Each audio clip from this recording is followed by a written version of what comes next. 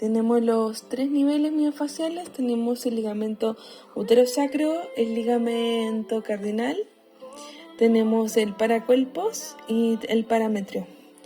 Tenemos acá, recordamos que el paracolpos es del cuello uterino, parametrios, acá va al útero y el cardinal, el uterosacro van al útero y el parametrio tiene que revisarlo. A ver.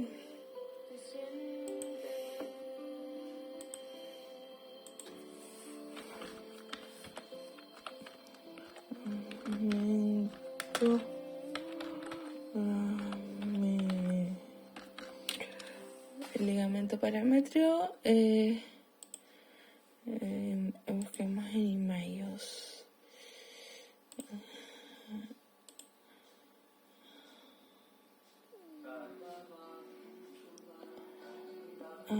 Acá está.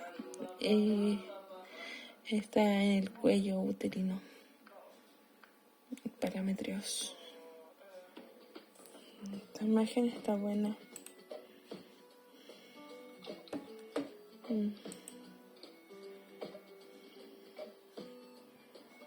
Aquí acá el parametrios del cuello uterino.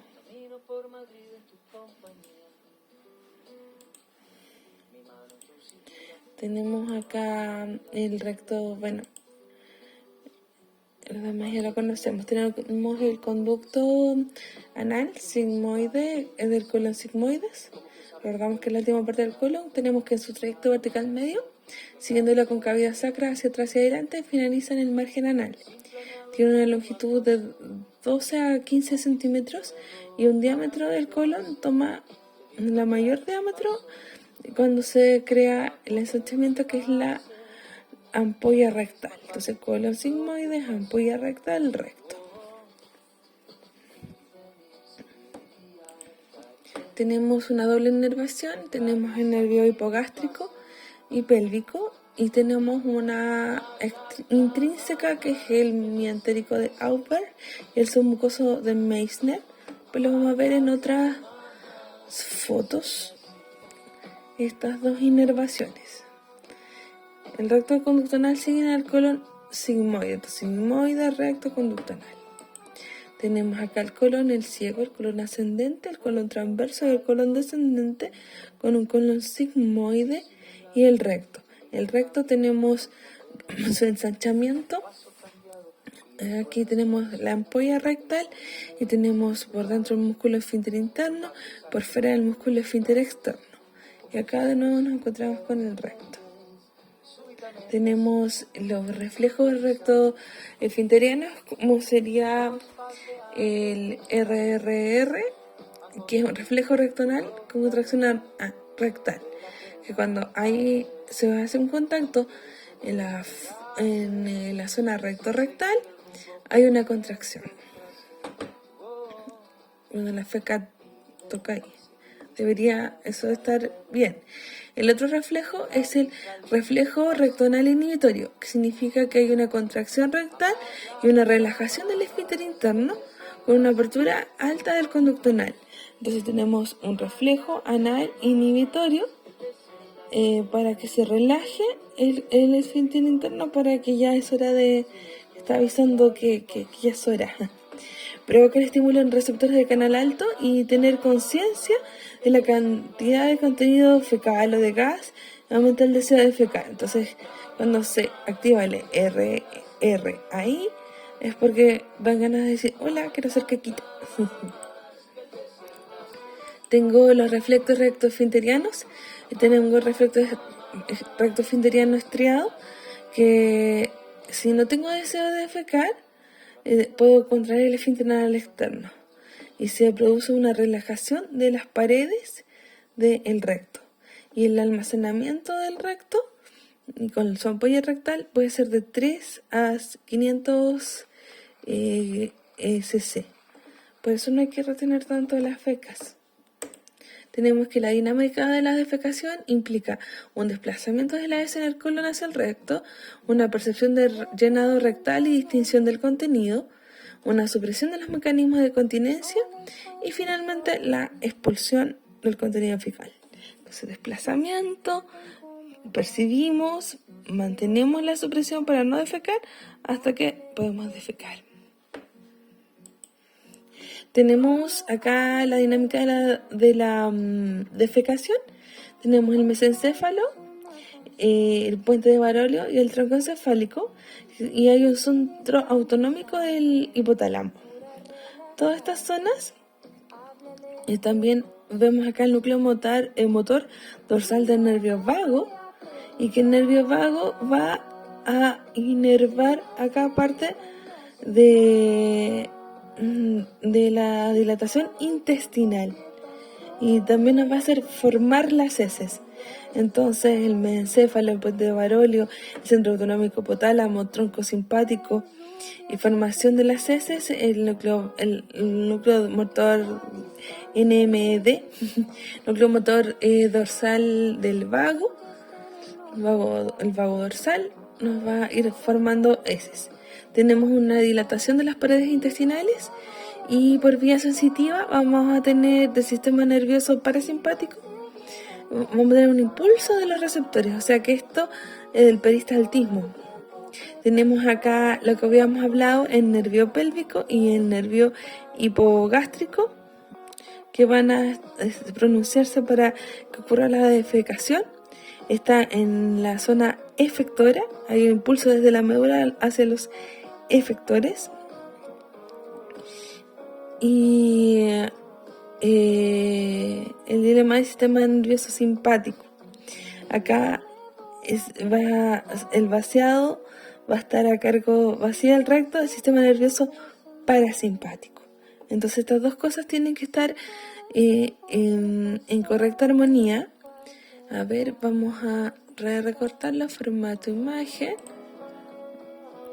porque no quiero que aquí el sistema nervioso simpático más los nervios hipogástricos más el nervio pélvico va a influir, y también parte del nervio pudendo, que va a ir hacia el esfínter anal externo, y el esfínter anal interno liso también tiene la inervación. Entonces todo esto va a tener que coordinarse para poder defecar. Tenemos la continencia basal. Esto debería el recto estar vacío, solamente un órgano de paso, no deberían haber fecalomas. Entonces el recto es un órgano de paso hasta las fecas. Tenemos una continencia basal, tenemos una presión de cierre, que es las fibras lisas del 80% del canal por contracción tónica que se mantiene cerrado en reposo. Tenemos las fibras estriadas de el esfínter anal externo, y no me acuerdo cuál era PR, la verdad. No voy a marcarlo en rojo.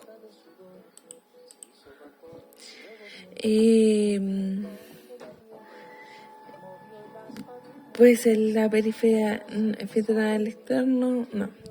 Tenemos el esfínter, que es cierta permanencia tónica. El esfínter anal tiene una actividad tónica más el ángulo anorrectal en 90, y eso es súper necesario, estas dos cosas, tanto la actividad tónica como el anorrectal en 90. Participan en la continencia y activan su contracción rápida de elevaciones de presión intraabdominal y origen el escape de gases. Tenemos la continencia, como hablábamos acá se ve cómo se ve el músculo puborectal y el esfínter, como vemos cómo se afecta el ángulo cuando estoy en cuclillas a cuando estoy sentado. Y la continencia fecal va a implicar y distinguir la calidad del contenido rectal y el control nocturno que tenga. Acá vemos el ganglio anorrectal hasta el margen anal, más o menos de 4 centímetros. Vemos acá el haz del pubo rectal que cambia si estoy sentado a cuclillas, y vemos acá las fibras del esfínter anal externo y las fibras del esfínter anal interno.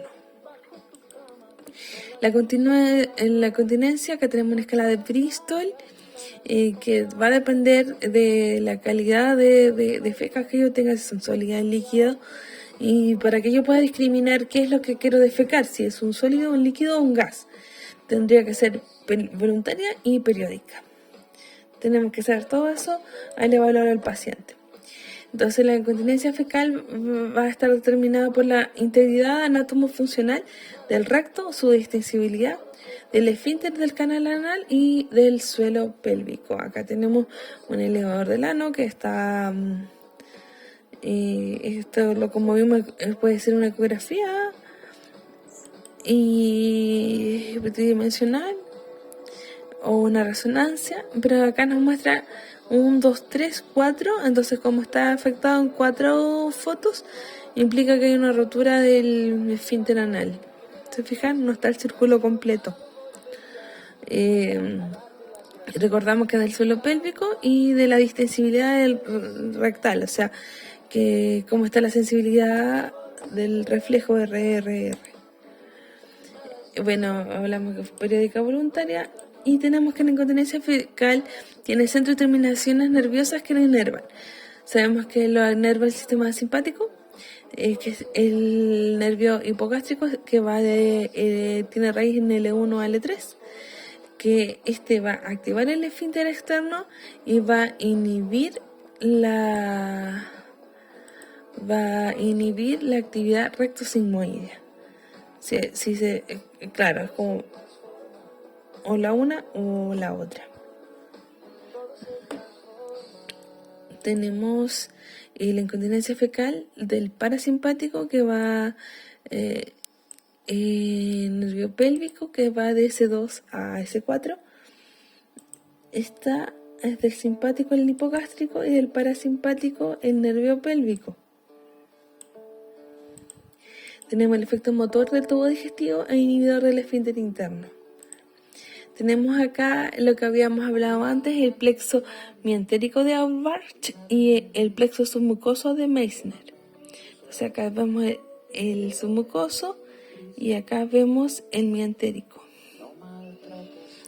Ahí pueden leerlo con mayor sin problema. Tenemos intrínseca, tenemos el plexo mientérico de Auerbach y el plexo mientérico de Meissner.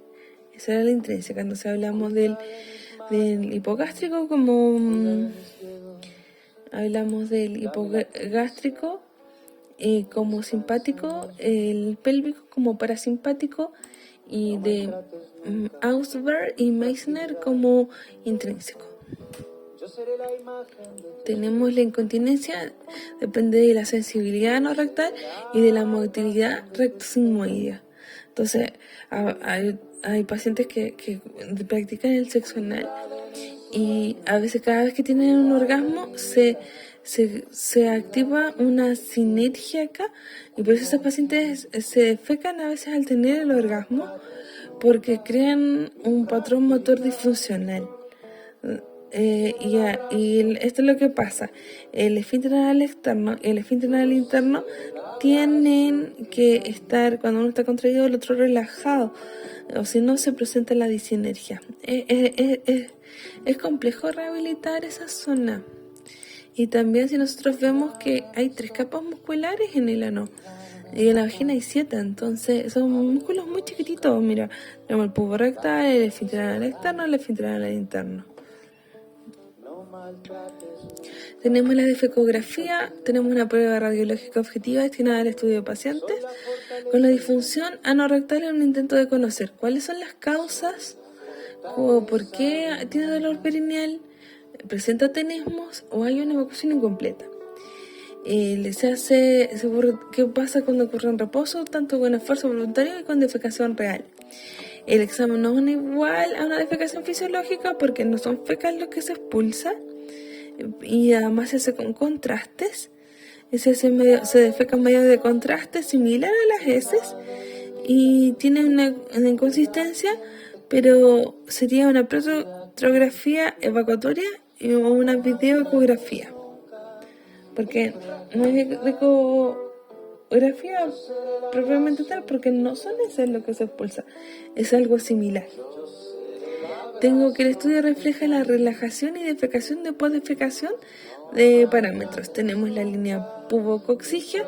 La línea pubococcígea sería mi cero para cuando yo me quiero, cuando yo quiero medir esto con ecografía, o la quiero medir con resonancia, o la quiero medir con ecografía con un medio de contraste. También me voy a fijar en el ángulo anorrectal, que va de la pared posterior recto y la axial del canal anal, pero el posterior recto y la axial del canal anal, el descenso del suelo pélvico, o sea, y yo voy a tomar desde el hueso del pubis hacia el pubo rectal, en general, que es un músculo que se pone y se le pide la valsalva y veo cuánto el paciente desciende y cuánto no. Y tenemos la línea anterior recto vaginal, el anterior recto vaginal, que nos permite ver si está caída o no está caída, en lo que se clasificaría como un rectocele. Tenemos un aumento del ángulo rectal. En la defecografía podemos medir 5 criterios: aumento del ángulo rectal, obliteración de impresión del pubo rectal, una amplia apertura del canal anal, una evacuación total de contraste y un suelo pélvico de movilidad normal.